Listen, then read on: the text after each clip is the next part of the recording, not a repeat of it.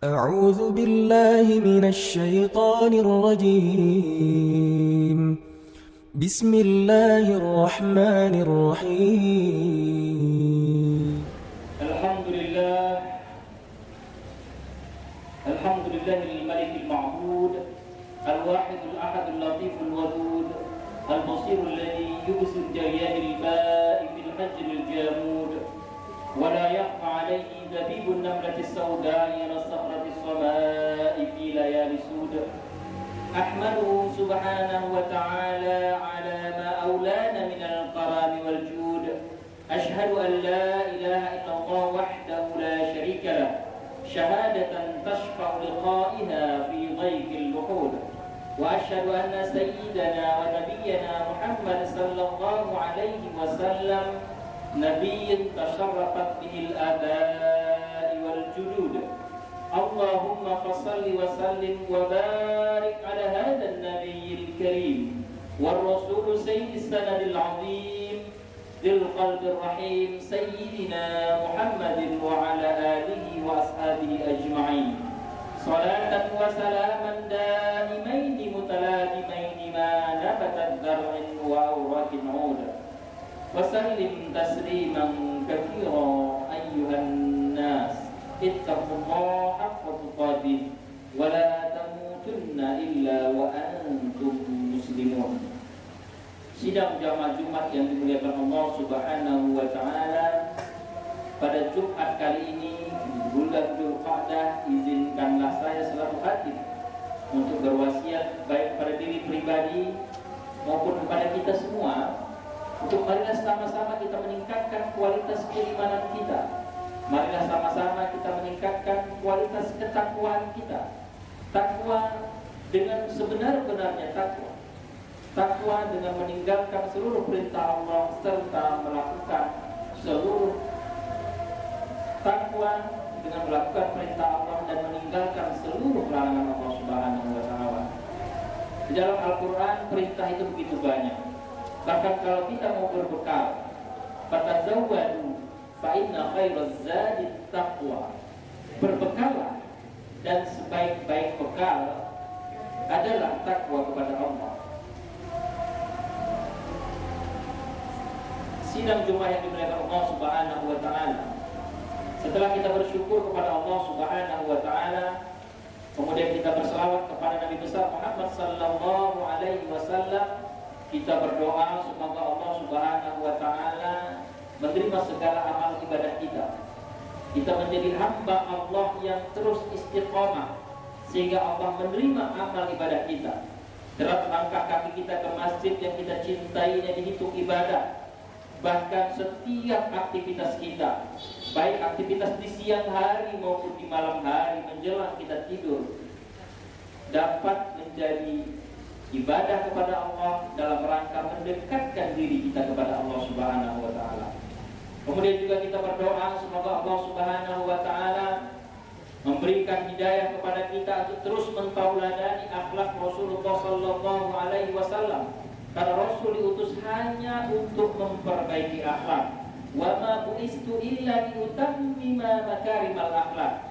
Akhlak begitu penting dalam hidup kita. Oleh sebab itu maka Rasul diutus hanya untuk memperbaiki akhlak. Dan tentunya juga kita berdoa semoga Allah Subhanahu wa taala tidak memanggil kita, tidak mewafatkan kita kecuali kita dalam keadaan husnul khotimah, kecuali kita dalam keadaan berserah diri kepada Allah Subhanahu wa taala. Sebagaimana firman Allah dalam surat Ali Imran, "Wala tamutunna illa wa antum muslimun." Jangan kamu mati kecuali dalam keadaan Islam, kecuali dalam keadaan husnul khotimah. Jamaah salat Jumat yang dimuliakan Allah Subhanahu wa taala. Saat ini kita sedang memasuki bulan-bulan haji. Al-hajju ashhurun ma'lumat. Faman farada fihinna al-hajja fala rafasa wala fusuqa wala jidala fil hajj. Kita memasuki bulan-bulan haji. Bulan haji bulan yang ditentukan Dzulqa'dah, Dzulhijjah. Maka ada ibadah yang luar biasa yang waktunya ditentukan Allah, yaitu bulan-bulan haji.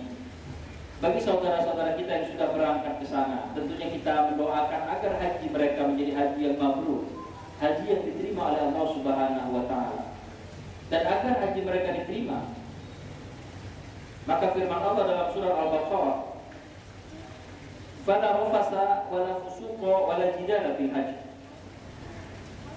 Paling tidak dalam berhaji itu ada yang dilarang. Dilarang berkata-kata yang tidak baik. Dilarang bertengkar dan dilarang untuk melakukan perbuatan-perbuatan yang fasik. Dilarang bermaksiat. Dilarang bertengkar. Secara filosofis, kenapa dilarang di haji? Karena ketika itu memang kita sedang ramai-ramainya. Bagi yang sudah berangkat haji, tentu pernah kita bayangkan atau pernah kita saksikan bagaimana para jamaah berebutan untuk bisa mendapat saf-saf pertama di Masjidil Haram, langsung di depan Ka'bah. Begitu hebatnya rebutan tersebut, terlebih ketika di depan Hajarul Aswad, itu rebutannya sangat luar biasa. Seakan-akan ketika di Masjidil Haram kita berebut untuk masuk ke dalam surganya Allah.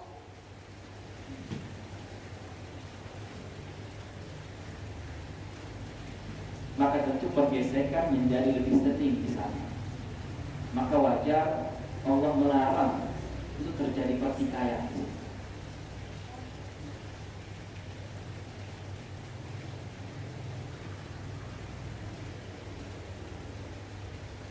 Bagi kita di Indonesia,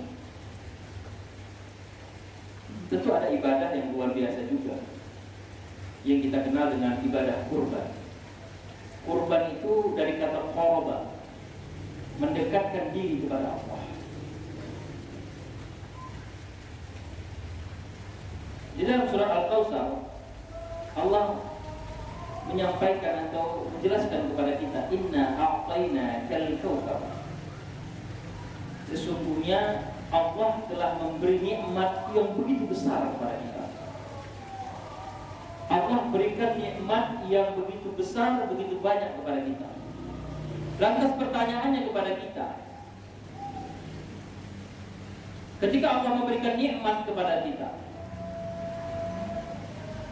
fungsi manusia adalah untuk ibadah. Wa ma khalaqtul jinna wal insa illa liya'budun. Allah ciptakan jin, manusia hanya untuk beribadah kepada Allah. Tujuan kita hanya untuk beribadah kepada Allah. Ibadah tidak hanya ketika kita melaksanakan sholat Jumat ini saja, tetapi di luar Jumat ini juga, ketika kita fantasyiru fil ardh, setelah sholat Jumat kita diperintahkan untuk bertebaran mencari rezeki Allah, dan itu juga bahagian dari ibadah kepada Allah.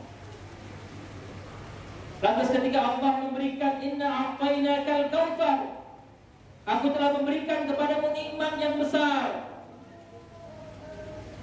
Maka pertanyaan kepada kita, apa yang harus kita lakukan wahai Allah? Maka Allah perintahkan di lanjut ayat, "Fasalli rabbika wanhar." Maka Allah katakan, untuk membalas nikmat yang aku berikan kepadamu, maka tegakkanlah sholat. Allah sudah berikan kita kesehatan, Allah berikan kita kaki yang sehat, maka kita datang ke masjid. Bagi saudara kita yang mungkin tidak sehat atau kurang sehat, tetap wajib sholat di rumah. Bagi yang tak mampu berdiri, boleh duduk. Bagi yang tak mampu duduk, boleh berbaring. Bahkan sholat dengan isyarat pun itu perintah Allah.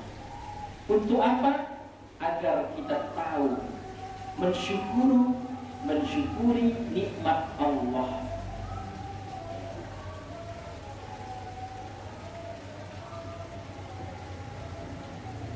Jadi tanda kita sebagai hamba Allah yang bersyukur yang pertama adalah menjaga sholat kita. Fasholli li rabbika. Sholat untuk Tuhan. Wanhar, sembelilah binatang kurban untuk Tuhan.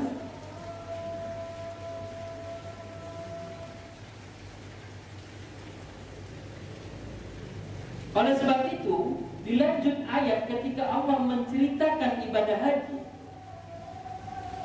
Wa minhum may yaqulu rabbana atina fid dunya wa ma lahu fil akhirati min khalaq. Sebahagian kita berdoa, wahai Allah, berikan aku kenikmatan di dunia,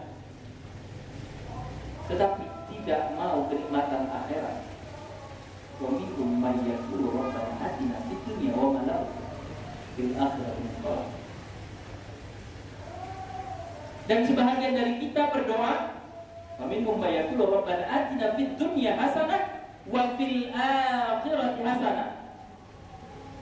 Dan sebahagian dari kita minta bahagia di dunia dan minta bahagia di akhirat. Saudara yang dengan Allah, adik-adikku sekalian,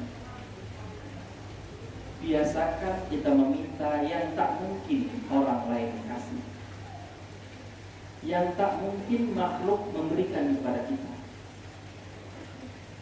Kalau kita minta rezeki, jangan minta rezeki yang banyak saja, karena makhluk Allah bisa memberikan kita rezeki yang banyak.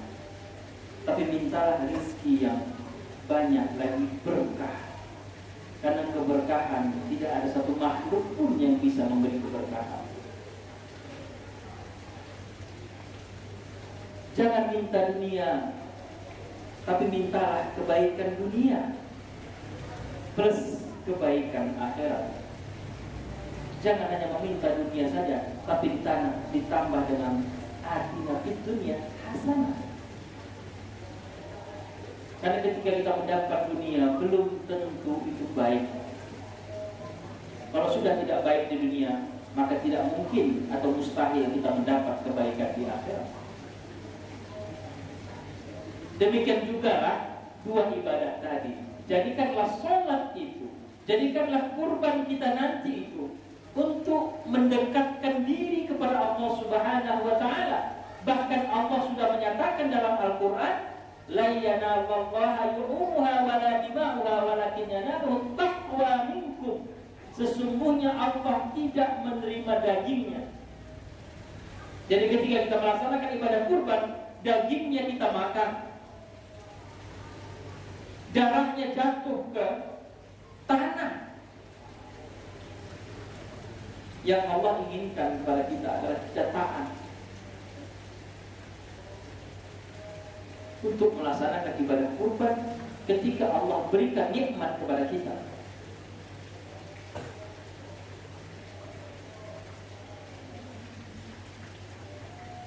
Dan Allah mengancam di akhir ayat tadi, inna syani'aka huwal abtar.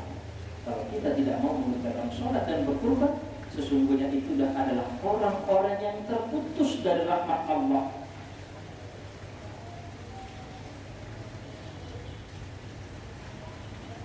Apakah dia masih diberikan rezeki? Pasti diberikan rezeki. Jangankan manusia, wa ma min dabbatin fil ardi, binatang yang melata pun diberikan rezeki kepada Allah. Tapi ingat, belum tentu rezeki itu berkah. Belum tentu rahmat Allah itu turun. Yang turun rahmat Allah kalau kita mensyukuri nikmat Allah, paling tidak dengan mengerjakan sholat. Dan ini yang dekat ibadahnya adalah ibadah kurban, untuk takwa, untuk mendekatkan diri kepada Allah Subhanahu wa ta'ala. Bahkan Rasul mengancam dengan tegas, man lahu sa'atan, barang siapa yang punya kemampuan, diberikan rezeki oleh Allah, wala yudhhi, tapi tidak mau berkurban, fala yuqarribanna musallana, jangan dekat-dekat sama kami. Jangan dekat-dekat tempat kami. Makanya Imam Mazhab berbeda pendapat. Kalau Imam Syafi'i mengatakan sunnah muakkadah, tetapi Imam Hanafi mewajibkan kurban. Tentunya bagi yang mampu.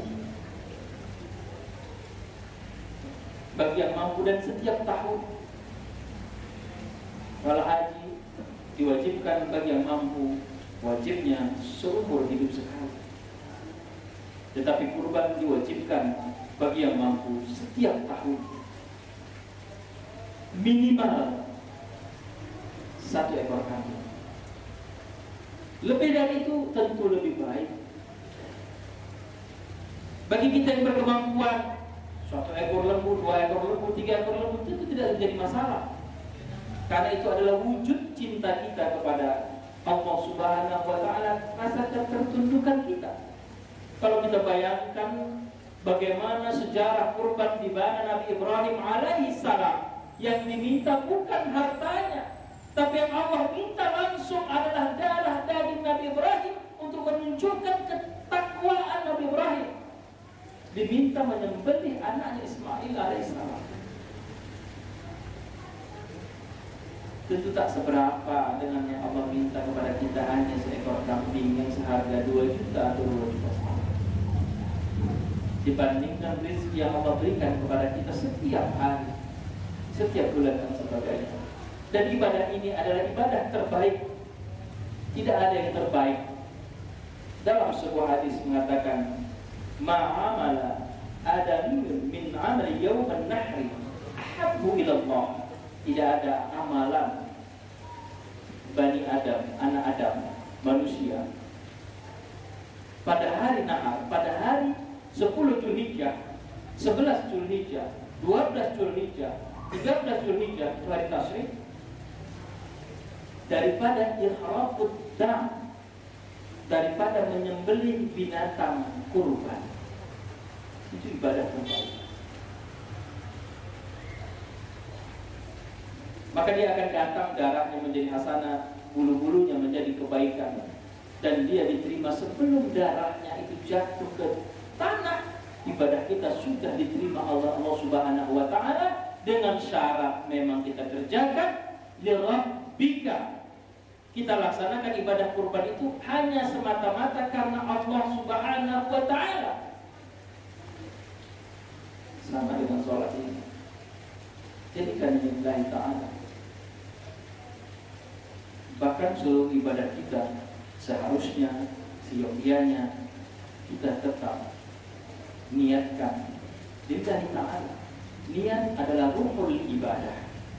Niat kita selalu kita luruskan niat dalam segala hal kita. Saudara yang dimuliakan Allah Subhanahu wa Ta'ala, kurban memiliki efek vertikal dan horizontal. Kepada Allah kita berikan niat kita, takwaan kita, dan kepada manusia kita berikan dagingnya, kita makan bersama. Mudah-mudahan kita dekat dengan Allah dan juga dekat dengan makhluk-makhluk Allah. Kita dekat dengan manusia. Dan itu adalah hubungan hablum minallah wa hablum minannas. Mudah-mudahan khutbah yang singkat ini menambah keimanan kita. Semoga rezeki kita dimudahkan Allah Subhanahu wa Ta'ala untuk menunaikan ibadah kurban. Mudah-mudahan kekuatan keimanan kita menjadikan kita benar-benar ingin mendekatkan kepada Allah Subhanahu wa Ta'ala, baik melalui sholat kita ataupun melalui ibadah kurban kita. Barakallahu wa lakum fil Qur'anil Karim wa nafa'ani wa iyyakum bima fihi minal ayati wa dzikril hakim. Aqulu qawli hadza wa astaghfirullaha li wa lakum wa lisa'iril muslimina wal muslimat fastaghfiruhu innahu huwal ghafurur rahim.